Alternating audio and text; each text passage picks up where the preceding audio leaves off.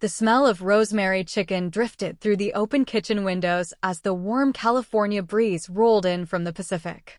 Sundays had always been my favorite. My name is Linda Brooks, and my home sat on a quiet street in Monterey, California. It wasn't a mansion, but every inch of it had been earned through 35 years of hard work after my husband passed away. I carefully placed handmade ceramic plates on the oak dining table, smiling to myself. Family dinner had always been my tradition. Footsteps echoed behind me.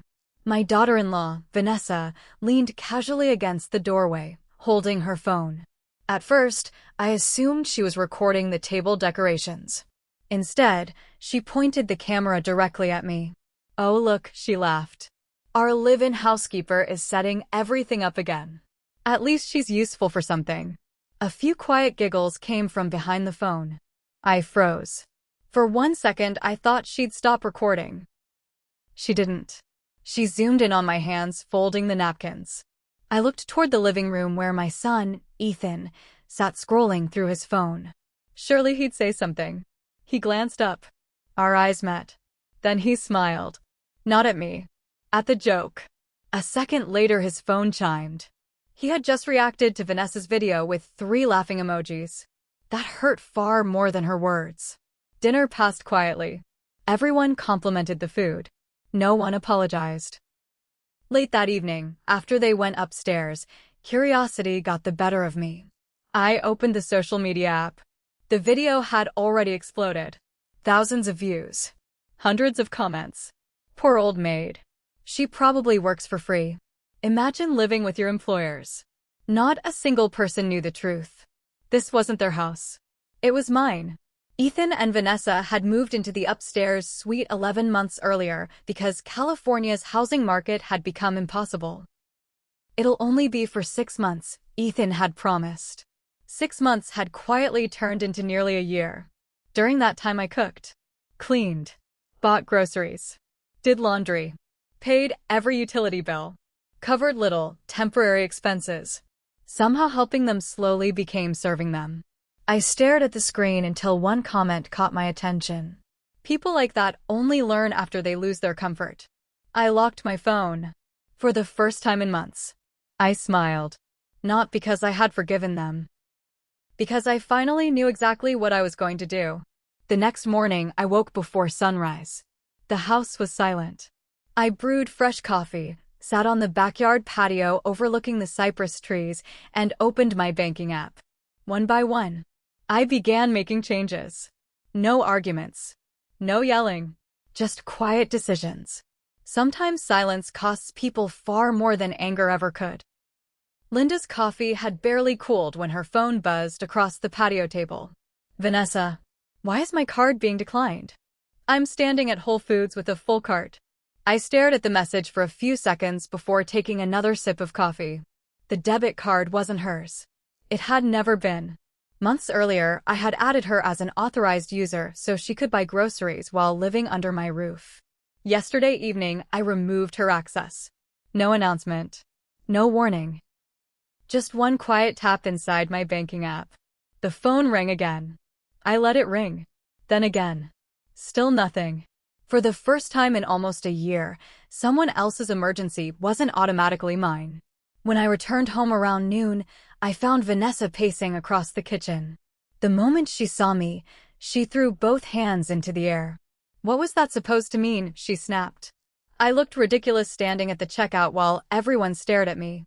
I calmly hung my keys on the hook. "I canceled the card." Her eyes widened. "You what?" "It wasn't your account." Before she could answer, Ethan walked downstairs. He already looked exhausted. "Mom," he sighed. "Couldn't you at least tell us first?" I looked at him quietly. "Did either of you tell me before posting that video?" Silence. Vanessa rolled her eyes. "It was just a joke." "No," I replied. "It was your opinion." Neither of them had an answer. Instead, Vanessa reached into her purse and tossed the card onto the counter. "Fine." I nodded. "Thank you." Nothing more needed to be said. That afternoon, I did something else differently. Usually, Sunday meant preparing enough food for everyone. Today, I grilled one piece of salmon, made one salad, poured one glass of iced tea. I carried my plate onto the patio and enjoyed lunch while listening to birds in the garden. Inside the house, I heard cabinets opening, then closing. The refrigerator door. The pantry. Whispers. Finally, Ethan stepped outside. Mom. I looked up. Did you not make lunch? I did. He glanced at my plate. For yourself? Yes. He looked confused. But what about us? I smiled politely. You're both adults. He stood there for several seconds before quietly walking back inside. A few minutes later, I heard Vanessa ordering expensive takeout. For the first time, they had to solve a simple problem without me. Monday morning brought another surprise. As I walked through the hallway carrying a basket of freshly folded towels, I noticed two overflowing laundry hampers sitting exactly where they'd always been. Normally, I would carry everything downstairs, separate the colors, wash, dry, fold, and place the clothes neatly outside their bedroom. Instead, I stepped around the baskets, without touching them. That evening, Ethan came downstairs holding a wrinkled dress shirt. Mom, did you forget laundry day? I didn't forget. He frowned. I simply stopped doing it. He blinked. What do you mean? I mean the washing machine still works. He looked genuinely stunned, as though the idea had never crossed his mind. For almost a year, I'd quietly made life effortless for them. Now they were beginning to notice just how much effort that had required. And this was only the beginning. Tuesday morning brought warm sunshine over Monterey Bay. After breakfast, I walked into the living room carrying my cup of tea and stopped. Vanessa's fashion magazines covered my coffee table. Ethan's sneakers were left in the hallway. Shopping bags and coffee mugs seemed to be everywhere. Without noticing, they had slowly turned the first floor into their own space. I grabbed an empty basket. One by one, I collected everything that belonged to them and carried it upstairs. I carefully placed the basket outside the door of their suite. Nothing was thrown away. I simply returned their belongings. Back downstairs, I opened the guest room and smiled. In the corner stood my late husband's old leather armchair. Months ago, Vanessa had convinced Ethan it looked too outdated for the living room. Today, I rolled it back beside the large window overlooking the garden. It felt like home again. I had barely opened my book when the front door opened. Vanessa walked inside carrying several shopping bags. She immediately stopped. What is that chair doing here? My chair, I answered calmly. It doesn't match the room. This house doesn't need to match anyone's expectations except mine. She stared at me before noticing the empty coffee table. Where are things? Outside your bedroom. You moved them. Yes, they belong upstairs. Without another word, she stormed away. A few minutes later, I heard cabinets slamming upstairs. I kept reading. That evening, Ethan came home from work. He stood beside my chair looking uncomfortable. Mom, Vanessa thinks you're overreacting. I closed my book. Do you? He hesitated. It was only a joke. I looked directly at him. Was your laughing emoji also a joke? His shoulders dropped. No. I'm sorry. For the first time since everything happened, I believed he actually meant those words. But apologies couldn't erase months of disrespect. They had become comfortable living in my home while forgetting whose home it actually was. I wasn't trying to punish them. I was simply taking my life back. Later that night, after they had gone upstairs, I sat quietly with a notebook. There was still one more change I needed to make. A very important one. Tomorrow morning, someone would be arriving at 8 o'clock sharp. And once he finished his work, nothing inside this house would ever be the same again. Friday morning arrived wrapped in a cool ocean breeze. At exactly 8 o'clock, the doorbell rang. Right on time. A local locksmith stood on my porch carrying a toolbox. Good morning, Mrs. Brooks. Come in. The house was still quiet. Ethan and Vanessa were asleep upstairs. I led the locksmith down the hallway. I'd like new locks installed on my bedroom and my home office. Not a problem. Less than an hour later, the work was finished. He handed me 2 shiny new keys. I thanked him, paid the bill, and slipped both keys into my pocket. For the first time in months, my private spaces were truly private again. Around 10 o'clock, Vanessa wandered downstairs with a mug of coffee. Still half asleep, she walked straight toward my office. She grabbed the handle. It didn't move. She tried again. Then harder. Finally, she looked at me. "Is your door stuck?" "No," I answered calmly. "It's locked." She frowned. "Locked? Why?" "Because it's my office." She laughed as if I'd made a ridiculous joke. "We're family." "Exactly. And every family member deserves privacy." Her smile disappeared.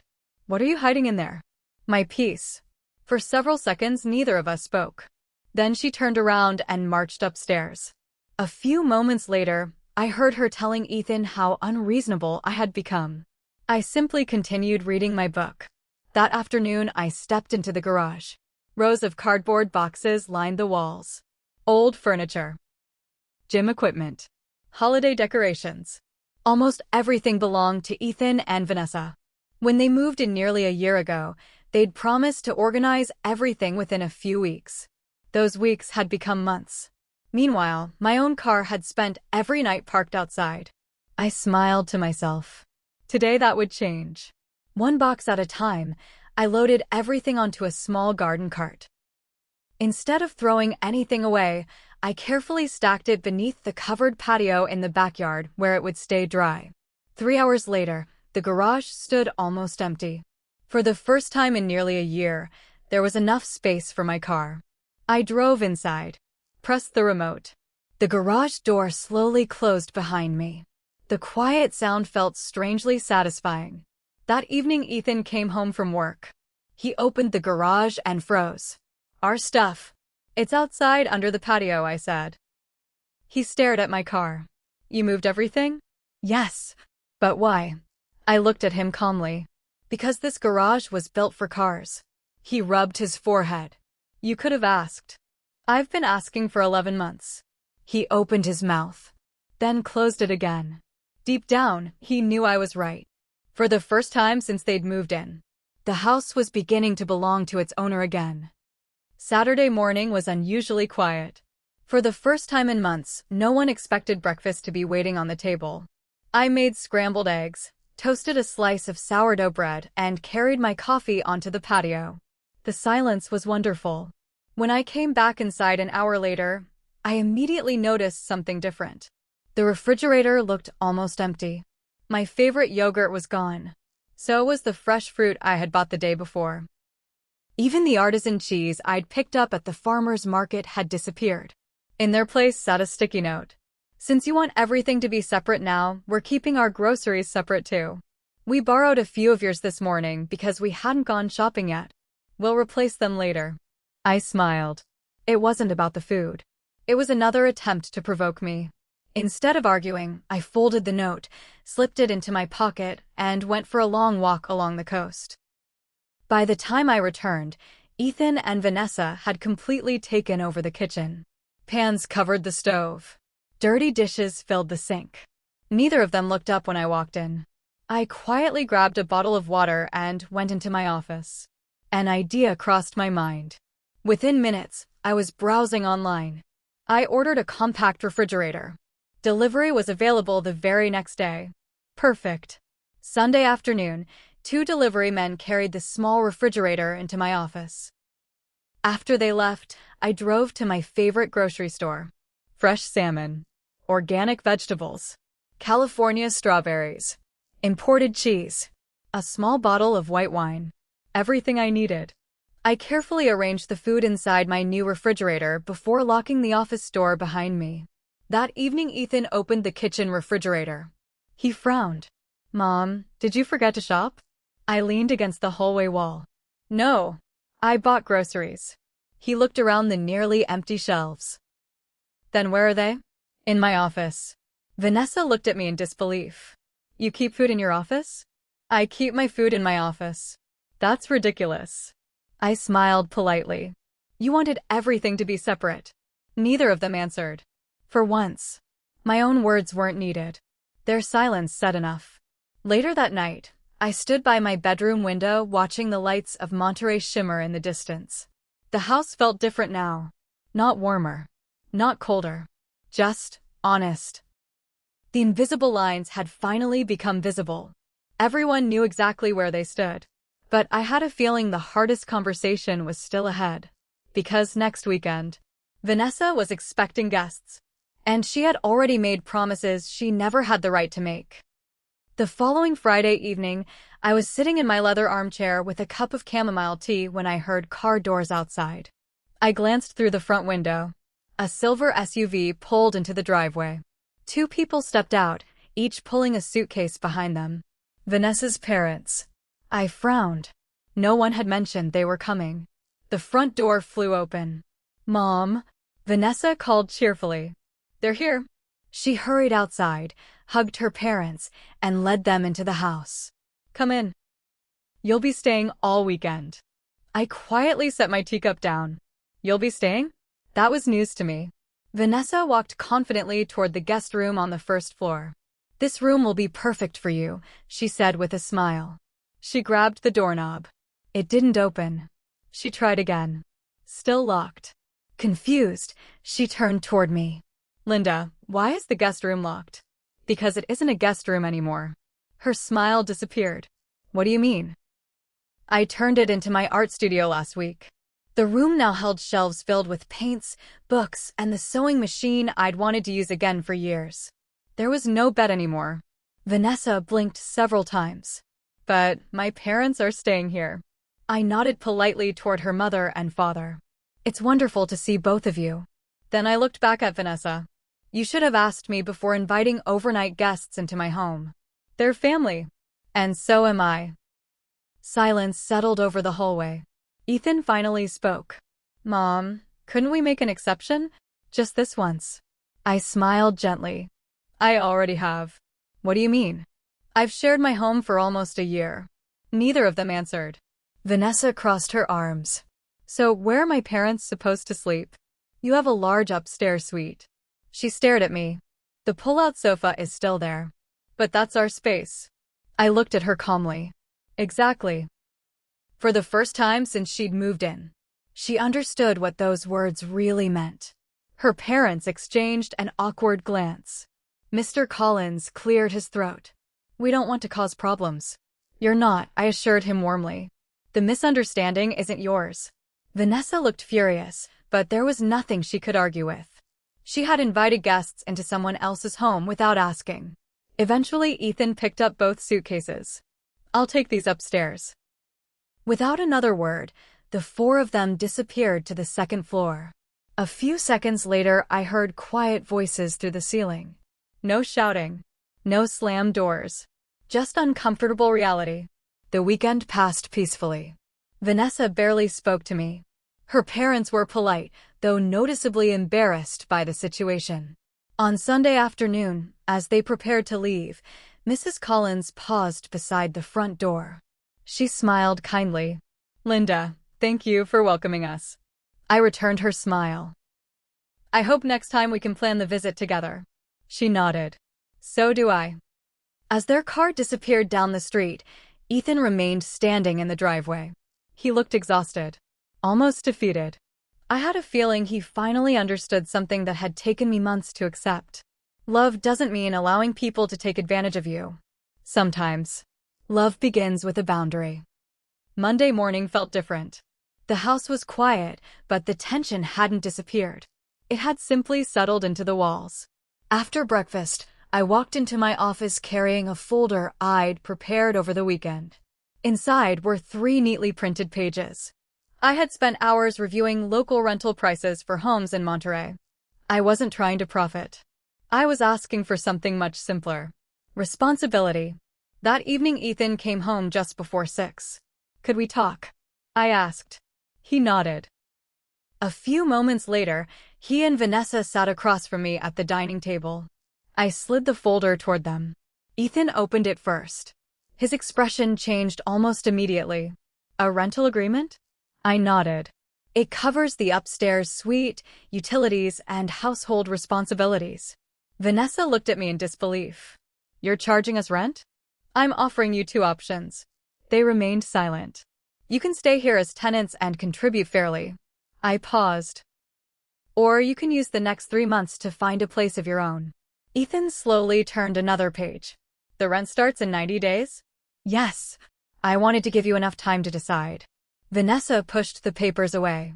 This is unbelievable. No, I answered calmly. Believing you could live here forever without contributing, that was unbelievable. She opened her mouth but couldn't find the words. For the first time since moving into my home, she had no argument.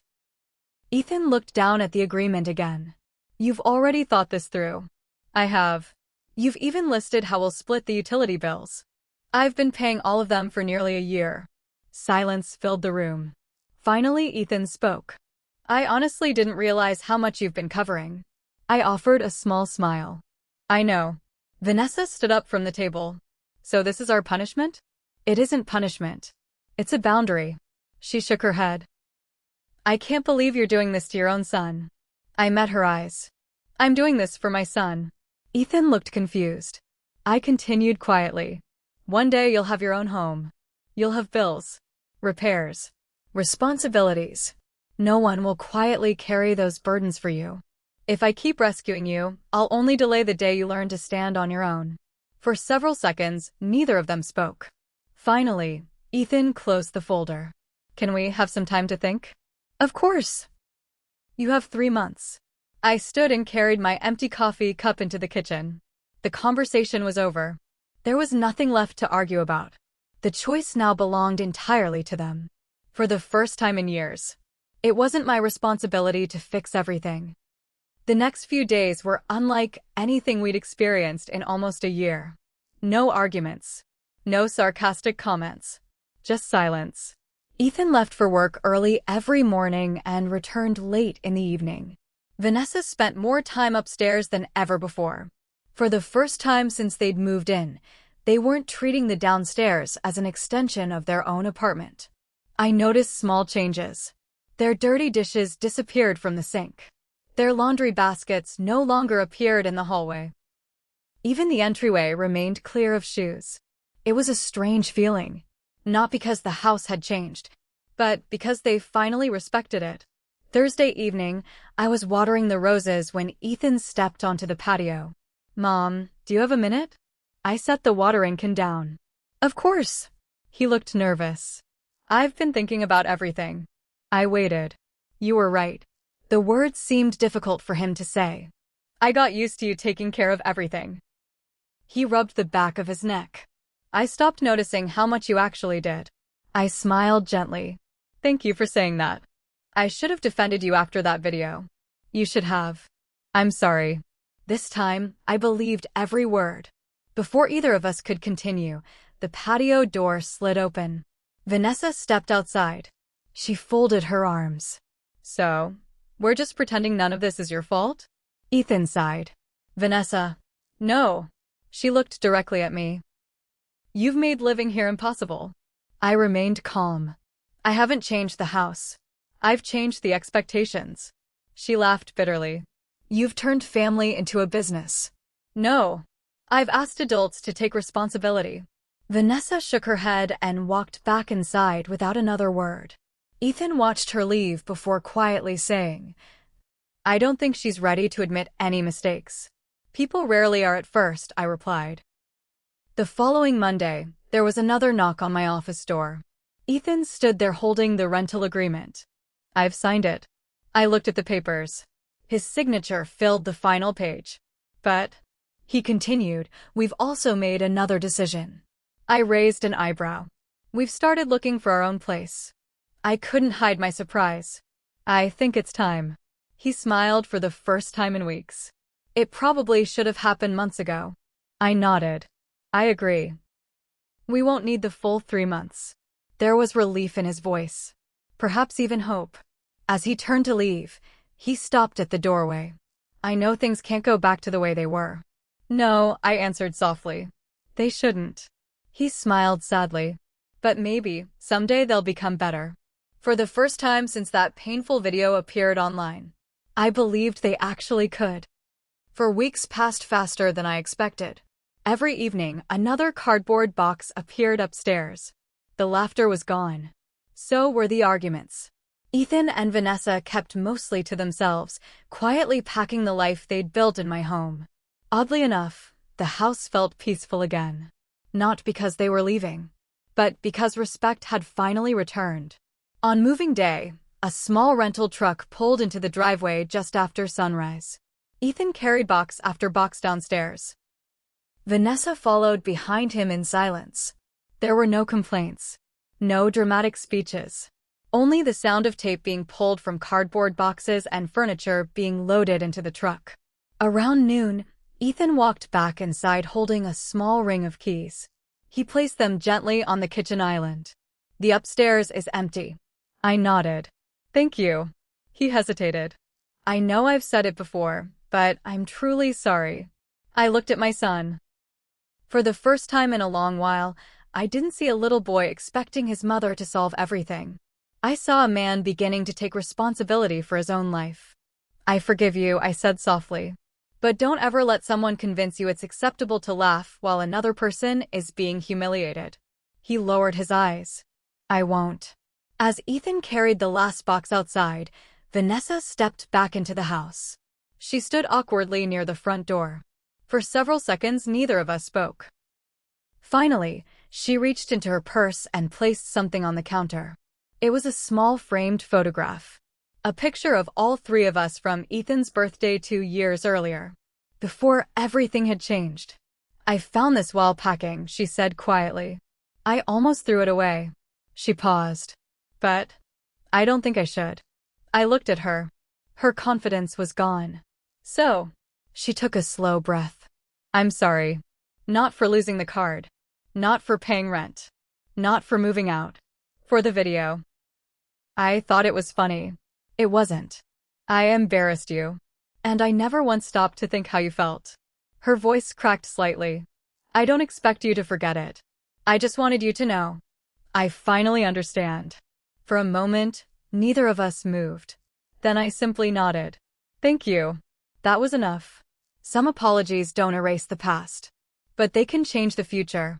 The moving truck slowly disappeared down the street. The house became wonderfully quiet. I walked upstairs. Every room was clean. Every light was turned off. The windows were open, letting in the fresh California air. For the first time in almost a year, my home belonged entirely to me again. I carried a cup of coffee into my leather chair beside the window. The afternoon sunlight filled the room. No shoes in the hallway. No overflowing laundry baskets. No expectation that dinner would magically appear on the table. Just peace. I picked up the framed photograph Vanessa had left behind. Instead of putting it away, I placed it on the bookshelf. Not because I wanted to remember the hurt, but because I wanted to remember the lesson. A home isn't built by walls. It's built by respect. The moment respect disappears, even family can begin to feel like strangers. And sometimes the kindest thing you can do for others and for yourself is to stop being the person who quietly carries everyone else's weight. Because love without boundaries isn't love at all. It's permission. And I had finally learned the difference.